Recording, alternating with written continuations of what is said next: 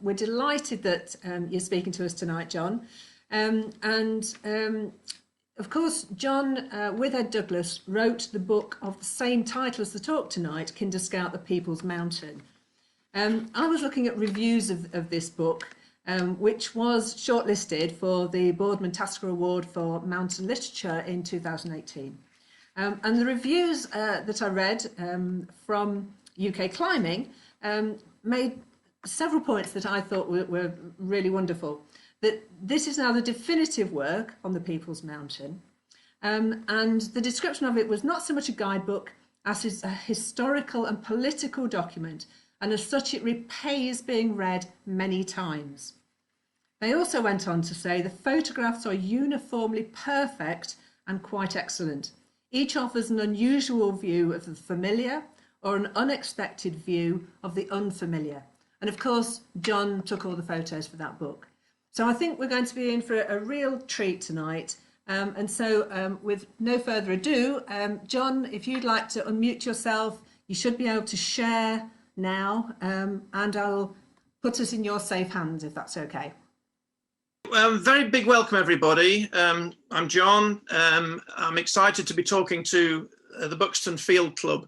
I really met you mostly through social media and through friends, because more and more of my friends kept saying, "Aren't you a member of Buxton Field Club?" I am. And so that was very disconcerting. I began to learn more about you because I'd been really not associated with, but much more aware of the Sorby in Sheffield. And so that was really my entry into the world of natural history groups in the area. But having said that, I've actually been in this area for more than 60 years. And so I came round slowly into being part of clubs and organisations. But Kinder Scout, the title of this book, Kinder Scout, The People's Mountain, is a very unusual name, because the word mountain is the unusual bit. And so, have you got a clear screen, everybody? Or have you got a bar of anything else that we don't want to see?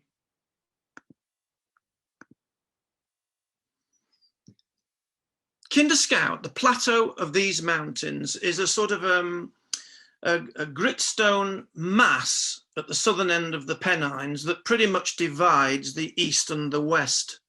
And the word mountain is really a relative term, but it's a very important issue, that it's to do with the perception of the people around it, because the people make the story of Kinder.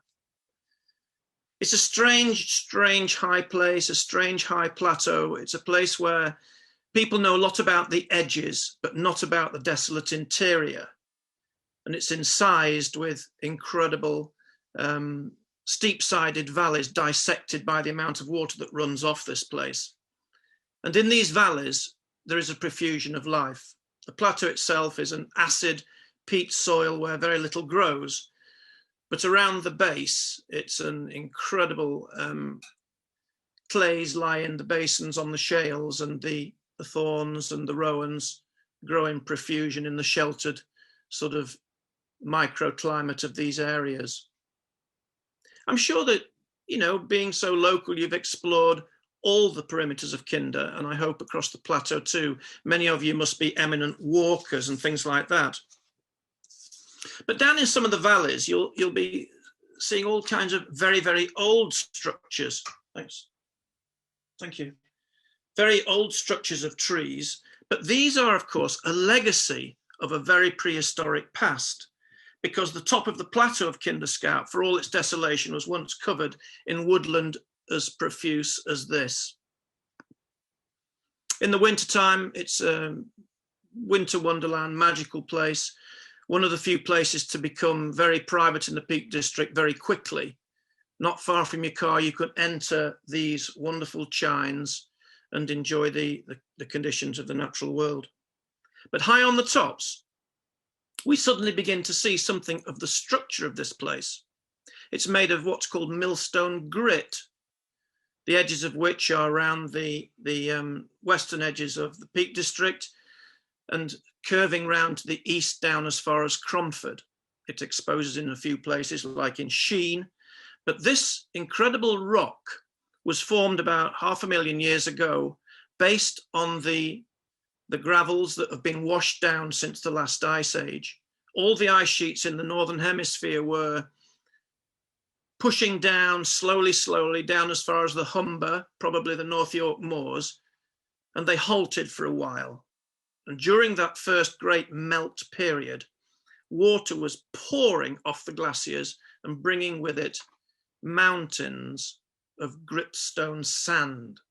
And this gritstone sand is quite graded into constituent parts, and it fetched up in these huge mounds like the Southern Pennines and solidified and demonstrated in its own strange way how aggregated particles can become rock. And so obviously they're wind resistant, and so they stick out from the underlying soft peat soils.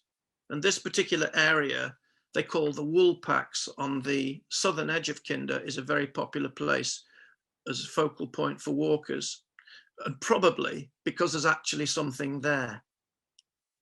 But this is the constituent rock. It's the gritstone that's been washed down in these peri and post-glacial rivers and fetched up, looking out over the salt flats and the clays of Cheshire. And you'll notice in there, in those grains, you'll see quartz, which shows you that it's come down from many different parts of erosive and weathering destructions of other rock and other minerals. And so you'll find all kinds of interesting bits and pieces inside the sandstones and pebbles of millstone grit. Because it's very weather resistant and wind resistant, it creates incredible forms. There's a particular band that some of you may actually know that looks quite brain-like, and this occurs in several locations around the Kinder Escarpment. This particular one, at the top of this spike, I call it brain rock. It's not brain rock, but it just shows you how the settling water in the formation of the millstone grits has swirled around, forming this sort of skin-like texture. There's another outcrop actually on Fairbrook Naze, and there's another one overlooking Ollerbrook above Edale, and you'll see it very prominently and think, oh, that's different. Is that still gritstone?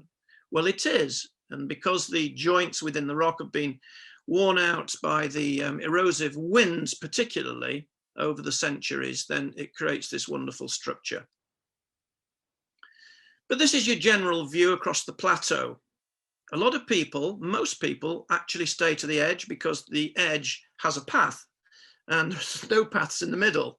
And so it's a place that represents a sort of fearsome place to be. It is actually a steep-sided, very steep-sided on all sides, a bit like the Tepuis of Venezuela. Very steep sides with a plateau top, which is a very unusual structure in Britain. And because the top is flat, the drainage is very, very poor. And so all the water on the summit of Kinder Scout becomes very anaerobic and doesn't hold much life. But one of the features of the story of Kinder is the water, because the peat on the top forms like a great sponge. And the water seeps through very, very quickly and carries particles and remaining vegetations down with it. And it's a kind of major problem. But where the rock is very strong and has withstood the erosive forces of water, this particular place here, which is a bit of an epicenter on Kinder, is the overfall, the downfall of Kinder Downfall, where the water falls 60 feet into a huge ravine and plunges down over rock steps towards Hayfield Reservoir.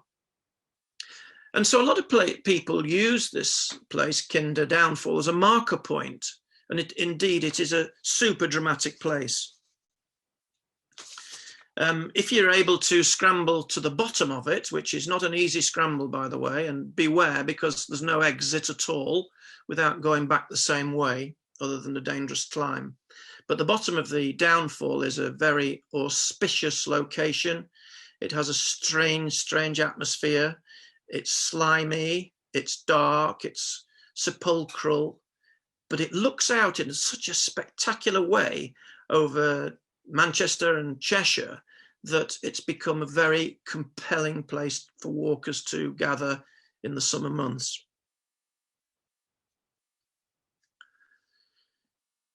You'll have heard, of course, and possibly seen that in the raging westerly winds, the water can be picked up and thrown into the air. And this is visible from Manchester, from 30 miles away. And you can see this plume of water, perhaps 200 feet in the air, on days when I call it Kinder Upfall. And it's very spectacular.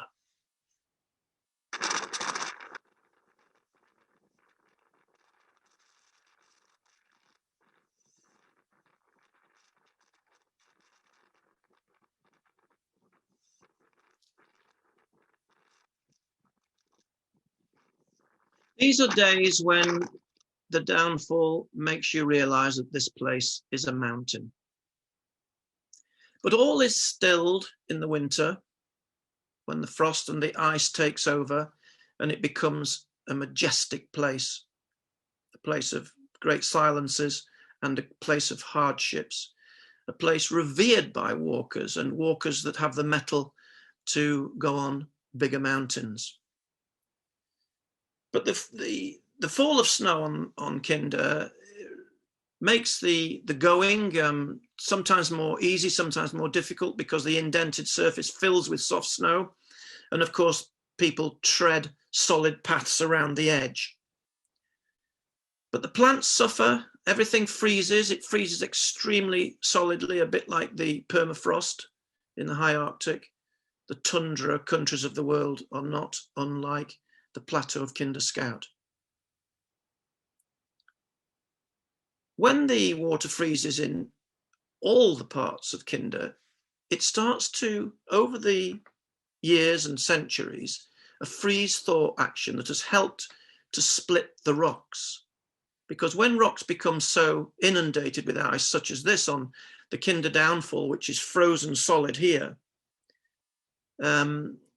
the water expands in the cracks and the gigantic forces occur, and slowly, slowly the cracks open. And as the cracks in the rock open, the wind gets in and the water gets in. And so the process repeats itself season after season until the rocks are broken up into strange shapes. This is a distant view of Kinder Downfall. And in the top left-hand corner, you'll see a walker going along over the top of the frozen torrent below. So suddenly it's an aesthetic. It's nature at its best, where nature becomes an art in its own way. And I hope you've been out recently. It's been spectacular like this for several days, and in your own spot over on the western side, on the Goit and higher, the streams have all been frozen like this.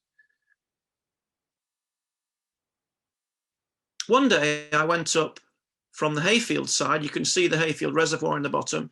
And I went right up to the frozen downfall and I crawled into the ice cave under the falling water that is now frozen into these great stalactites of ice. I struggled inside, I took these photographs and realized that I'd have a long, desperate flounder through the snow back the 6 miles back to hayfield and back home. But when I got home, I opened the rucksack, and in the bottom of my rucksack was the tip of an icicle that had broken off from one of these icicles, and it had found its way into my rucksack and survived the cold couple of hours home. So what did I do? I made a gin and tonic and I put the icicle into it. So it was a really nice end to the day. So yeah, all these erosive natural forces have caused the wonderful escarpments of Kinder to form these incredible tors with many shapes and many names. The pagoda, the no stool, the Grindslow knoll, the Ashop head, the boxing glove stones. These are incredible places. Chinese wall. These are names on Kinder Scout that I've known since I was a lad. When I first went on Kinder at the age of 5 years old, taken by my father just to see halfway up above the reservoir above Hayfield. And since then, I've just been up so many times. It's a place of great solace and a place where I would go for any kind of peace of mind or for some solid exercise. The years I used to run across the plateau in bare feet, the days I've gone across with metal spikes on my feet to keep it on the ice, the days I've climbed the downfall, the days of bliss in the summer, the days that I wish to remember in my life, because this is my home patch.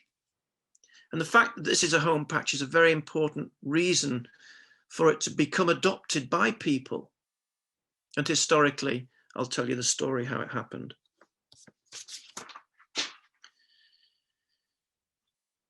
During the war years, incidentally, the summit of Kinder Scout was a difficult area for aviation. And as you know, there's quite a lot of people come to Kinder Scout to look for the tragic plane wrecks that have hit the plateau during the war years, when there was no navigation beacons visible in the UK during night flying. And quite a lot of airplanes, over 60 airplanes, crash landed on Kinder and Bleaklow moors, of which there are maps and books written about them. But when you come across these little memorials, it certainly makes you think, and it sort of, in some strange way, reflects how you feel about being on Kinder, that it's deeply enground in people. The name Kinder brings to mind like a mantra. The name Kinder comes from a Norse word, like rocks with an overfall. And it's an extraordinary word to be used in this way. But I'm sure you've come across some of these wreckages and passed by and given a bit of quiet thought for the possible story behind it. So the bleak years passed. Kinder Scout was an inviolate place after the war years.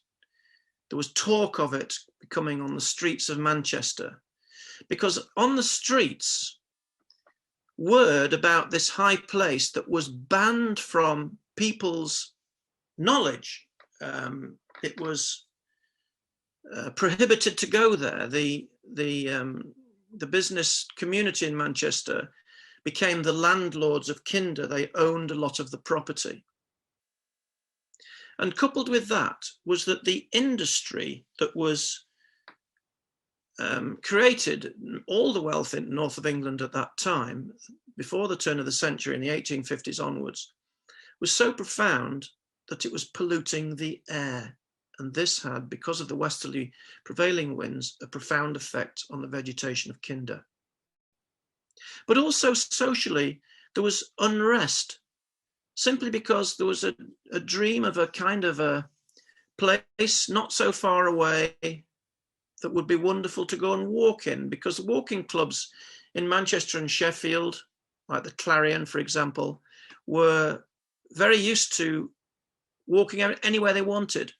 And suddenly there was great prohibition, and the industries of Manchester, which used all the excellent water from Kinder Scout, wanted to preserve the landscape up there. But the need for space first by Quora in 1851, when she created and opened the first city park for people's recreation. And this is Peel Park, the first city park of its type in Britain. And it became very popular. But of course, it was a bit formal, but people went to it. And of course, Lowry, the artist of the day, did a lot of painting and representing the cultural history of Manchester at the time. It was said that people collected soil from Peel Park to put in their window boxes, and they could have one window box full of soil for a penny. But it was quoted, and I really like the quotation by people, where they said,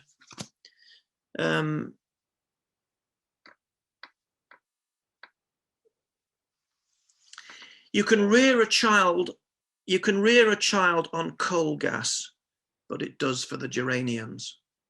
Such was the quality of the air, the terrible quality. And in those times, a young boy grew up called Robert Roberts, who wrote an incredible book that became a socially historic book called The Ragged Schooling. And his mother took him out into Peel Park, and they sat on the bandstand and looked west. And she looked up and she pointed out the hills on the horizon. And she said, "Look, these are the ramparts of paradise." And she was looking at Kinder Scout. She's looking at this rim of incredible hills in the far distance. And so the aspiration of that boy, Robert Roberts, was taken very, very strongly and caused him to feel, like a lot of the people cooped up in the factories in Manchester, the need to go into those spaces and to expand. And they did. During that same period, there was other activity that affected Kinder very strongly. And one of those things was that the railway was completed between Manchester and Sheffield. And as you know, this structure, this castellated structure on Colborne Moor, is the chimney stack of a 700-foot chimney that goes down into the Cowburn Tunnel, which goes from Chinley through to Edale. But the profound change that it caused Edale from being an isolated and hidden valley, a cul-de-sac valley in the middle of nowhere that produced merely peat and a little bit of wood from the surrounding trees, there was nothing there. And the railway completely brought it alive. It brought coal. It brought coal from the city. And that industrial revolution and the transportation provided changed the perimeters of Kinder hugely, because it also brought people wanting to go up there. And so access became the key word, and it was a very, very vital part of the Kinder story. This, by the way, is inside that castellated structure. I bet you've never been in there, because there is this incredible black void dropping inside the mountain, but not onto the roof of trains, because there's a guard there several hundred feet down. From that same place, the view across the horizon towards Cheshire, towards Lyme Park, Potchrigley and Manchester, reveals what an incredible high place, a wondrous place it is. Back in the 70s, I was a school teacher actually in Wilmslow, a physical education teacher, and I used to take youngsters from my classes onto Kinder Scout every year for a walk. And I always felt that it was a place of freedom on those wide open spaces, those spaces with no vegetation in those days, getting more and more bare. But also there was designation during the turn of the century for the possibility of public access. There was a footpath created, for example, by the Footpath Preservation Society from Hayfield to the Snake Woodlands, where the Snake Inn is now. And that was designated, as you can see, forever. But the government closed it during the Enclosures Act. And it was only re-released in many, many later years as public access. And so people became embittered that they wanted to use the facilities that had been made available.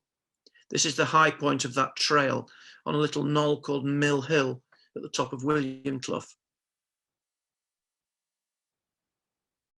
So the atmosphere around Kinder is building up. And one of the issues concerning the privacy and the lack of the right to roam, as you call it now, on Kinder Scout, was because the landlords were enjoying shooting grouse. And so the land was made private in order for visitors not to disturb the breeding grouse. But breeding grouse changes landscapes. But we already have a landscape being changed by the pollution of the air. And so no access for people, and the production of heather as a crop and the burning of the moors added to the further destruction. This is Kinder Reservoir above Hayfield, and you can see in the middle left, low down, a beautiful mansion house. This was owned by a guy called James Watts, Sir James Watts, who was a huge draper business in Manchester in the 1860s, and he owned a vast part of Kinder Scout and was one of the people most responsible for keeping everybody away. So shooting took place in a big way, and the shooting was a strange issue because when you walk across a moor with dogs like these people, you don't catch many grouse. But if you dig holes and hide, and then you drive 100 people across the moor and scare the grouse up over you, the quantity of grouse being shot is massive. And that changed in the 1860s with the advent of the repeating muzzle loading shotgun. So with the advent of the change of the gun and the change of the tactic, hundreds and thousands more grouse were being shot and therefore required for next year's bag. And so it went on.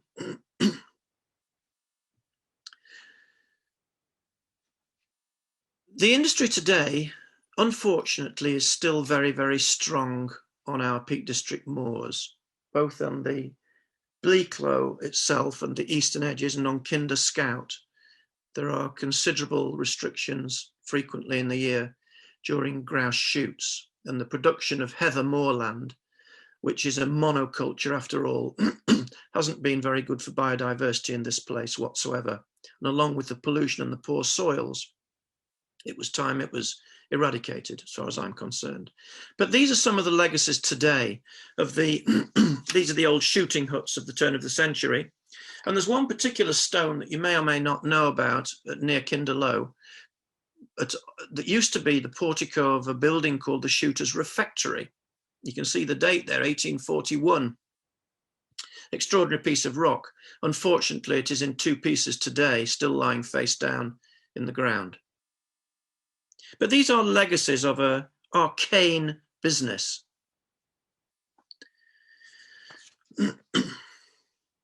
Something had to be done, and groups of people in Manchester gathered together and contemplated the idea of marching onto the moors and making a very public complaint.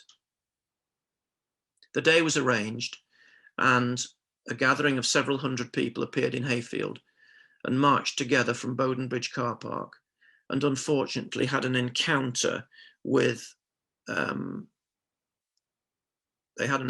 gamekeepers on these moors at the bottom of William Clough. Somebody was injured, a court case took place, and several people were jailed. It was a travesty, but it marked the spot because it became national news, that people had desired to go into a place that was prohibited, and it set a new mark in the pathway of the right to roam, for people to walk wherever land is available to do so. And so it's been celebrated every year since. I think we're up to about 80 years now, since 1932, when the first trespass took place. And of course, since then, the gravitas of the situation is that the Peak District National Park, which was formed in 1951, also included the whole mass of Kinder Scout. So there's great respect for the story as part of the cultural legacy of that place. Memorials were built in the Bowden Bridge car park for the trespass happening on that date in April 1932. And so since then, it is open. It is free to walk in any part of Kinder Scout, except perhaps on shooting days where sections are cordoned off. This is Jacob's Ladder, a very, very old drover's route from Hayfield to Edale, with Edale Cross, ancient old, almost Celtic cross on the summit that I hope you have seen as well. But people came in masses, and you might know, it's a wild place. It's like a mountain in the wintertime. This is in Crowden Brook, and out in the plateau. Crossing the plateau is much easier in the winter because the peat is frozen. You've seen that. This is a nice one. These two people were walking along the edge one day. It was a summer's day in actual fact, and they came along and I called them over. I said, hey, I'd like to take a picture of you guys walking along, and is that okay? He says, oh yes, we've been at the downfall. I said, oh, what was it like? You know, everybody goes to the downfall. And they'd arrived into my picture holding hands, and I thought that was really nice. And they said, something very special happened at the downfall. I said, what was that? He said, oh, I asked my partner to marry me. And so it was lovely. You know, people have stories of their own. Going on Kinder Scout is a big experience, and things happen, and who knows whatever else happens up on Kinder. But I've had many happy days up there with my own family hiking, and there's a surviving festival over on the western side above Hayfield on Lantern Pike every year, where the local fell race from Hayfield Village runs to the summit of Lantern Pike with burning torches and casts them on a big fire for singing and merriment. It's a place of recreation now. Rock climbing on all the gritstone edges has become famous. The serious climbs began to be made around the turn of the century with a German climber called Siegfried Herford, who was one of the very early pioneers of rock climbing here. And so when dangerous sports take place and masses of people come and runners come onto the moors, and there's all kinds of wacky races like carrying a barrel of beer from the Snake Inn to the Nag's Head in Edale every year, there's a lot of people up there, and a lot of people need looking after. And so this is a moment for my hats off to all the mountain rescue teams in the area, Kinder, Buxton itself, Edale, Woodhead. They all contribute. Even Oldham comes down. Even the RAF used to come down. And so it's well serviced with a mountain ambulance service and the given time of all the people. And believe me, today, all those rescue teams are busy, busy, busy. And so I implore you to always support your local team.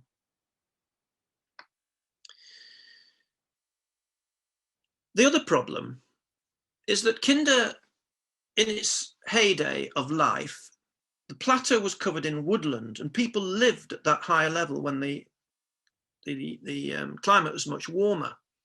And it was covered in trees, in fact. It's covered in thorns and alder and rowan. And so it was quite a vibrant, open place. You can see some of the remnants on the plateau of these old rowan stumps, for example, right high up at the 2,000-foot elevation. But now it's bleak like a podsol of acid peat. It needn't be like that. It needs to be covered in mosses. It needs to be a carbon sink. And the most incredible plan was set afoot to try and heal the vegetation on the plateau. Species could grow there if they weren't grazed by sheep. The whole story of sheep is such a difficult issue. The monoculture of heather is a difficult issue. You can see in the background beneath Mount Famine and South Head the Eurograssed fields of the lower pastures. And of course, the burning that's required to keep the heather moors with young shoots is a profoundly difficult issue. That burning still takes place in Derbyshire at all is anathema. And so the first problem was to try and literally get rid of the sheep, because they were grazing any new seedlings of any chance of new life and any species that were emerging. Sheep were grazing the plateau for decades, for probably 200 years. And because it was such poor grazing, a lot of the farmsteads became redundant and the sheep got out of control up there, and anything tried to grow on the peat was grazed off immediately. So something had to be done. And along with the pollution that was still polluting the soil and creating massive acidity. The water was ripping through the landscape, pulling all the soft peat out of the ground and sending it down into the water system of the UK, which was no use at all. And so an audacious plan was thought out to try and prevent the loss of the water, to recreate a landscape with no grazing, and a fence was designated to go round Kinder to keep off the sheep. This is a blasted landscape taken from the air of the peat wilderness in the middle of the plateau. And you can see the first concept of damming the pools of moving water to try and keep them still so the peat would settle into the bottom. A fence was built around Kinder. The dikes were built in all the peat hags in the groughs to create sedimentation. And after 11 years, when it started 11 years ago, the plateau of Kinder Scout has been absolutely transformed into like an oasis of new plant life, a much, much more useful and profound carbon sink than it was. Moors for the Future organisation, coordinated with the National Trust, Severn Trent, county councils, and other organisations, the Peak National Park, and they coordinated an incredible planting scheme on both Kinder Scout and on Bleaklow, where thousands upon tens of thousands of shoots of cotton grass and fescues and all kinds of other plants were brought up, and they were flown by helicopter very dramatically onto the plateau. And work continues today to heal parts of the Kinder Plateau that are still bare and parts of Bleaklow. But many, many things were tried, but this became profoundly good. The planting of Augustifolium, the bog cotton grass, and indeed the sphagnum peat, which is sprayed in a sort of ague onto the surface of the peat in a germinated form. Very, very clever technology that created the greening of Kinder and Bleaklow and Black Hill to the north. So the painstaking hand-done work over the plateau has taken all these years and transformed the place. And in that transformation and the new ecosystem that's been provided here, many, many more plants have grown in profusion. Here's the bog cotton, which has great years and fallow years, but at the moment it's great, most beautiful plant. And following plants will come invertebrates and butterflies, the speckled wood, and then these rhizocarpum lichens that occur, which of course is a hopeful sign of clear air, an indicator of clear air. And with these mosses come the little parachute fungi and the ferns, the cloudberries. These are things that just not been happening for 100 years, is the re-vegetating willow herb, the re-vegetating of the Kinder Plateau. The lower slopes harbour the bird curlew, of course, most sound on the moors in the Peak District, but only on these lower slopes now. The Kinder Plateau is not quite the right habitat. The mountain hare, beautiful animal. There's a small population left on Kinder on the south side, but there's not that many hares on Kinder. They're mostly on Bleaklow and on the Derwent edges now. Unfortunately, they've recently been persecuted by the grouse shooting brigade, unfortunately, and being used as bait in fox traps. So it's an iniquitous story. The raven is pretty common in the Peak now, as long as it doesn't fly over grouse moors. And of course, the raptor population has been decimated and persecuted. All the peregrine falcons and hen harriers have been shot out until we've had recent successes on our northern moors, where a wing tagging and ringing campaign has taken place. So there is hope, and we only talk about birds of prey in the Peak District with some secrecy for obvious reasons. Chris Packer, Mark Avery, they got involved in the Harrier campaigns and the opportunity of giving us all a fantastic opportunity to talk about it. So what's the legacy? Well, the legacy is, as far as I'm concerned, joy upon joy of an environment that is utterly spectacular and a place to go for great peace and to get away from the world.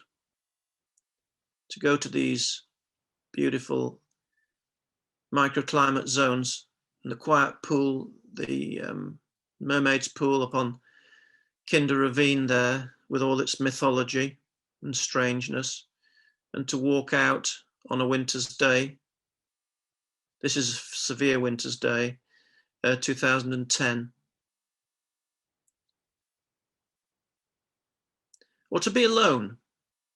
One of the values of wild places is to take time to reflect. Not much time to reflect here on the summit of Mamtor because hundreds, if not thousands of people visit this summit so much every year that they've had to replace the summit with stone cobbles so that the erosion isn't too desperate. But at least it's an opportunity, an easy opportunity for people to come out and view the Edel Valley and the Kinder Plateau in the background. Because people have been here for centuries. This is a Bronze Age burial mound on Kinder Low End. It's not marked, it's just a dome with a fence around it. But a profound place to indicate that communities used to live at these high levels.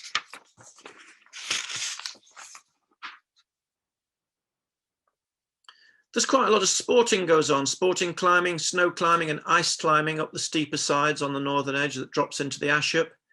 Runners go across the plateau pretty much daily now. Really beautiful out there in the winter over Fairbrook Naze. But it can be mega severe. Actually, my favourite time to be there, when it becomes like the Arctic. I travel a lot in the Arctic, and Kinder Scout is my mini local Arctic, believe me. This is a walk out on Kinder only 1 week ago.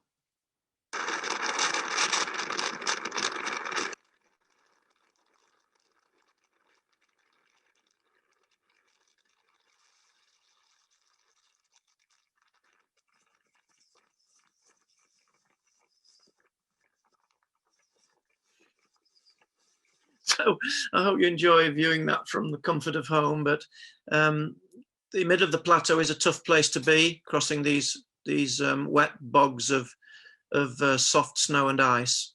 But nonetheless, it is a wilderness aspect that you rarely find in the United Kingdom altogether.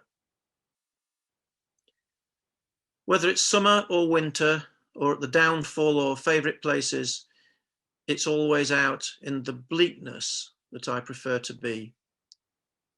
And in these places in the winter, the mountain hare, the mountain or blue hare, is most visible. And so I go out there sometimes to look for it and to watch it and to photograph it. And I sometimes go out on skis to watch it.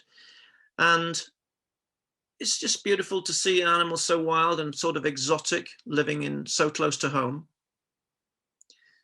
And one day I was up there and I stayed until last light, until the soft light was across the snow and the sun disappeared and became darkness as I entered the woods off the plateau.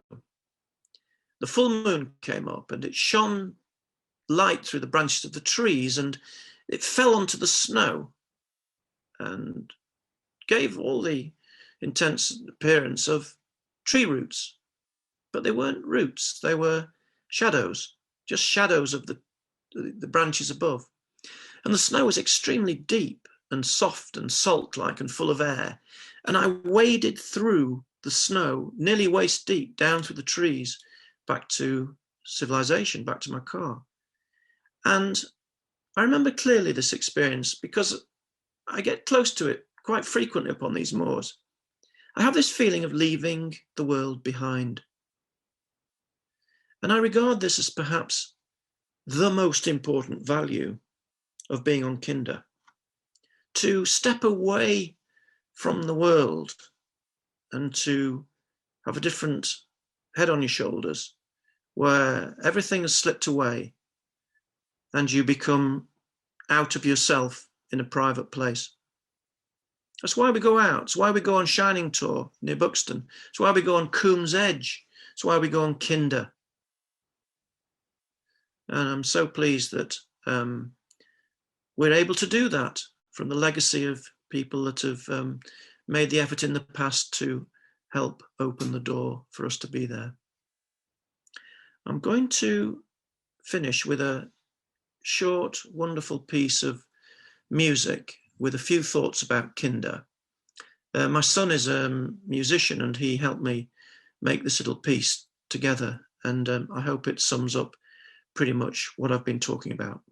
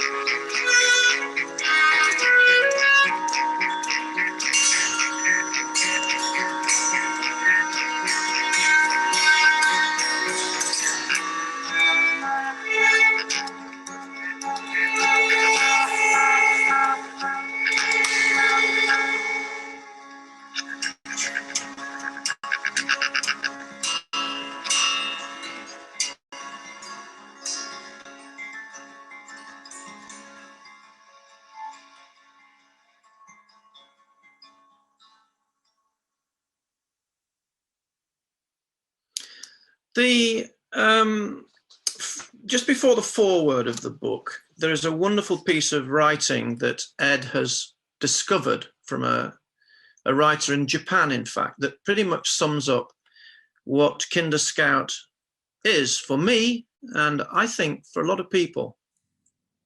I'll just read it to you. It's only very short. We spend our childhood in the shadow of our mountain, and we carry it with us in memory when we grow up and leave the village. And however much our lives may change, the mountain will always be there, just as it always has been, to welcome us back to our home village. Okay, that's it for me. Any questions on whatever? John, thank you so much for a fantastic talk, and for talking with such passion as well as such knowledge about it. I'll now try and do my best to catch people who are either waving or putting a hand up to ask a question. Does that sound a good way forward? Yeah. Okay, who would like to ask a question? Please wave or signal.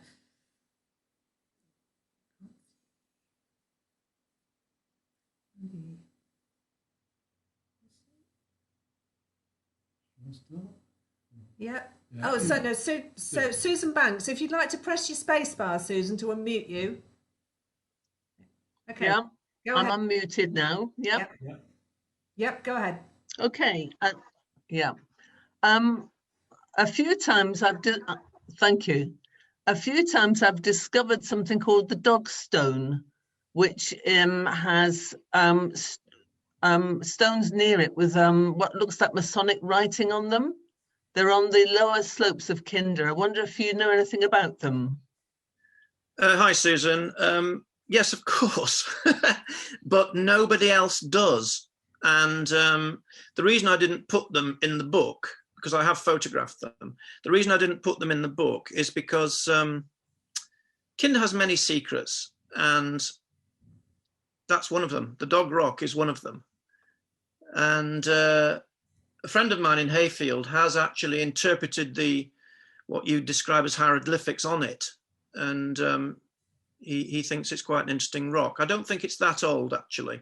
No, I don't think so either. But it's exceptionally hard to find, as you know, in the region it is. But the Dog Rock, yes, I've been. I didn't break my leg. Okay, thank you. Matt McDonough, I think, wants to ask a question.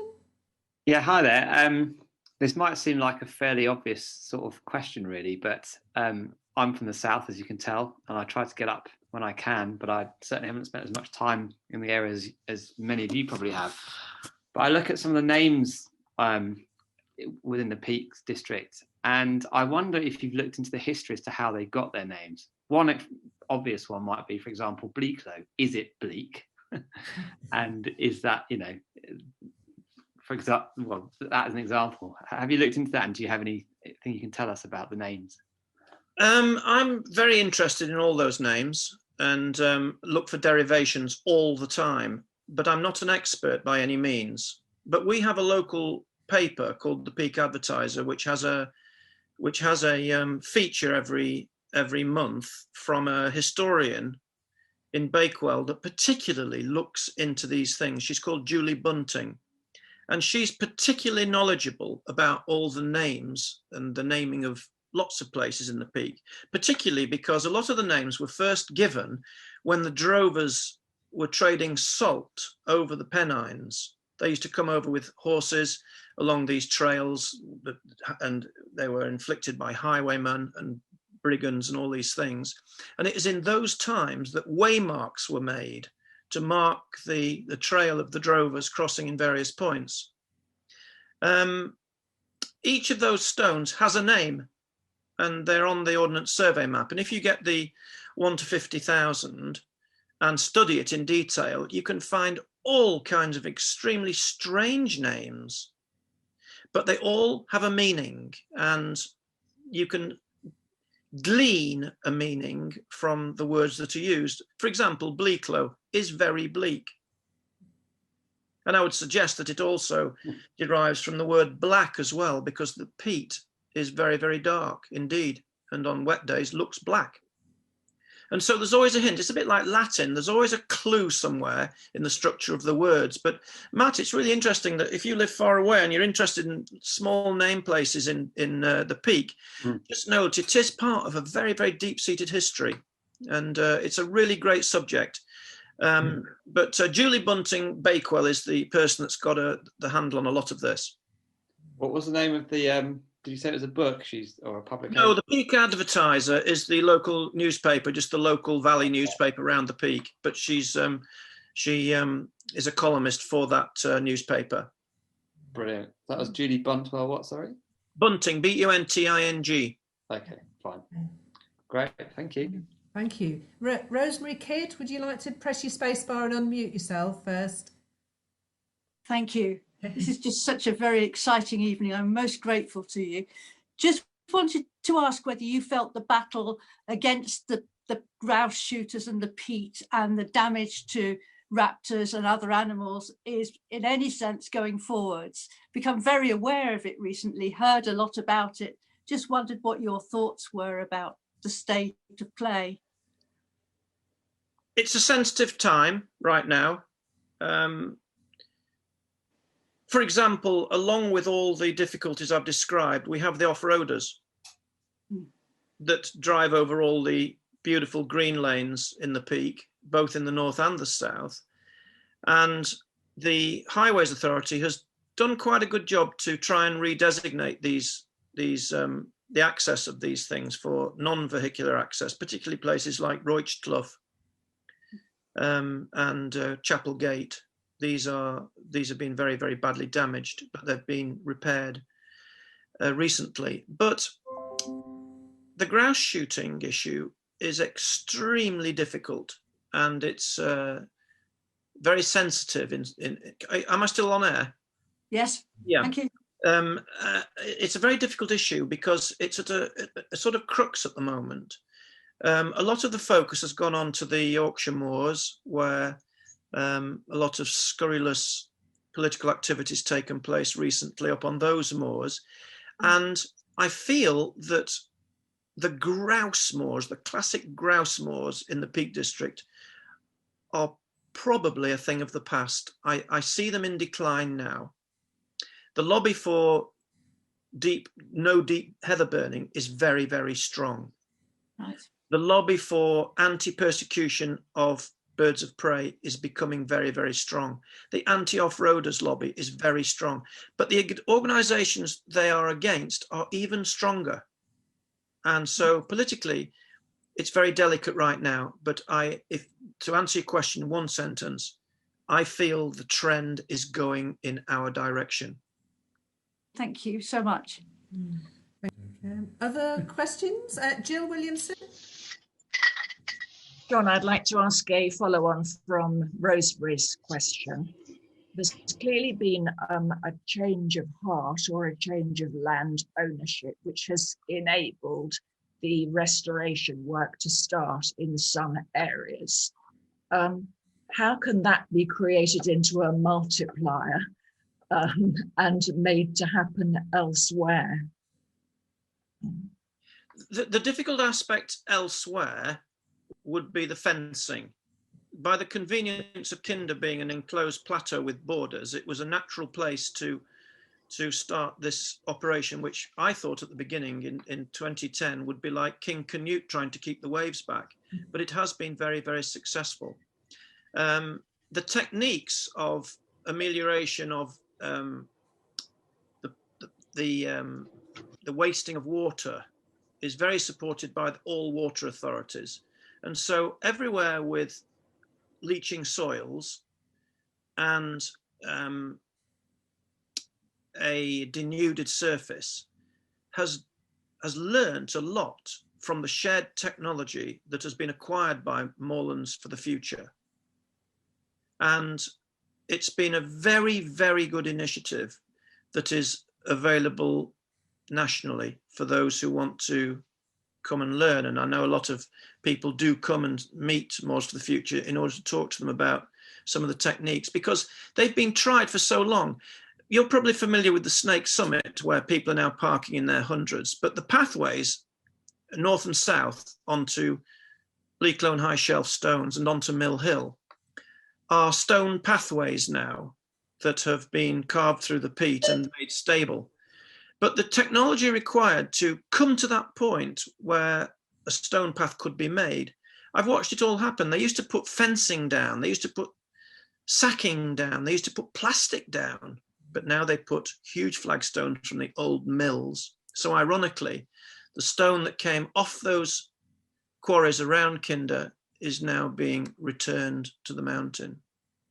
But it is happening elsewhere, and the biotechnology of the germination of peat, the germination of the mosses, the star moss particularly, and the propagation of augustifolium, bog cotton grass, is now brought in from the lowlands of Britain, from the science labs, and used on Kinder Scout. And so, like all these things, you need a crisis to create a new technology, and it's very much happened here, and we've championed it here on Kinder and Bleaklow with Moors for the Future. Great, thank you. Thank you. Any further questions that people would like to ask? Hello. Oh, James Hancock? Well, my name's Ian Hancock. Oh, sorry, you've come up as James. Sorry. Oh, have I? Oh, I don't know. Mr. Beatty, thank you very much for your talk. If you are optimistic now, and if present conservation efforts continue, and if the sheep are kept away and the grouse shooting stops, what do you think the Kinder will be like in 50 years' time?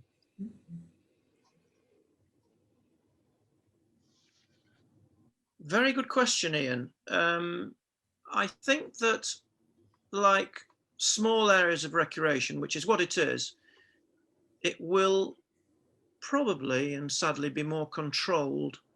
And I can see that because we've seen the profound change to Mam Tor as an accessible hill on the edge of Kinder. It's now got sort of problems because of the reallocation of people's time and resources during this crisis of health crisis in this country. People are coming out locally in their thousands, and I've never seen more people during the period between lockdowns. I've never seen more people on the moors. It's just phenomenal. And something would have to be done for the preservation of those footpaths. And so I can see, for a start, a perimeter footpath being made much more strongly. And the whole issue of recreation nationally is a sort of situation now where it's bitten the Sports Council in the bottom, because everyone has said, go outdoors, you know, be out there, be in the fresh air and the health of it, the health issues of being outdoors. And that's what we've done. We've all gone outdoors. And because Kinder is surrounded by 7 million people, 1 million cities, they are going to this oasis called Kinder Scout. And I see it generally being a more controlled area, probably with more car parks and more paths. What about the vegetation? Do you think we'll have trees returning in big numbers? No, I don't. I don't think they'll plant the plateau with trees. But the climate wouldn't stand it, because it is, you know, after all, 630 meters high and constant. And the drainage on the top is soggy. But it is, you know, as it stands as a peat moor or a vegetated moor with suitable indigenous plants, then it is a fabulous carbon sink in its own right. I think it's unlikely it would be turned into woodland. I know there's a lot of planting in the surrounding valleys. The dissected plateau has got a tremendous lot of natural tree planting has been taken place by the National Trust, for example, all around the plateau. Thank you. No? Anybody else with a question for John before we finish? Well, just before we finish, I just want to say thank you, Rachel, for inviting me to do this evening. It's really nice to meet everybody in this way, and what a lovely turnout on such a horrible night as it is tonight. So very nice to meet you all, and thank you so much. And John, thank you very much indeed. I think I speak for everybody. If everybody wants to unmute and give John a clap, that might be a good way of ending here. Thank you so much. Fantastic.